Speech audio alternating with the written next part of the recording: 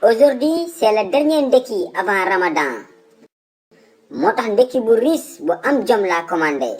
Tey laay ndeki ba dugg boîte vocale.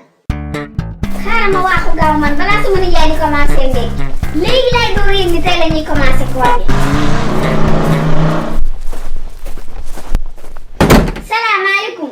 waa nijaay maa commencé woon ndekki. Ndumbe ma femme mbaa jàmm la. yow xanaa demoo marché. marché laa doon dem nii mais mujj ma egg de. lu tax mujjoo egg. sama ceebu jën Penda Mbay nanga ma ko toggal de. tey la dernier jour avant koor gi. yow de nijaay waxuma la ceebu jën Penda Mbay de waaye ndekki sax doo ko def tey. pourquoi duma ndekki. nijaay tey la koor gi commencé. bi may dem laa ko yëg di moo tax ma dëppaat.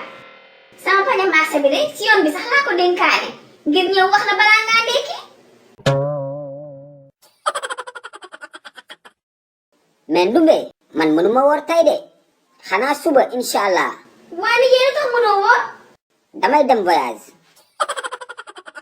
boo voyage nag. waaw damay dem voyage kay. te yonent bi sallallahu alayhi wa sallam déggoon naa si ay waxtaanam mu naan kuy dem voyage mën nga bañ a woor. waaye yow fooy voyage tax yow laa bëgg a xam. Colobane laa jëm. ay nijaay. yow xam nga ne yonent bi ba muy wax voyage bi jege taxuloon muy wax. Colobane bii nga xam ne booy sëkk du lay dégg. Tais-toi Ndumbe. Un voyage c'est un voyage. Un point un trait.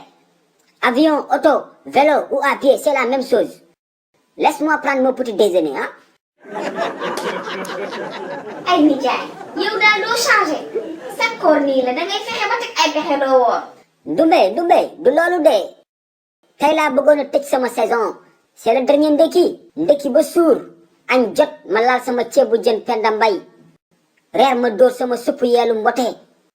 mais yàq nga lépp. t'as tout détruit avec ta grosse tête. ta tête de concoron. ta tête de concoron. ta tête de concoron. ta tête de concoron.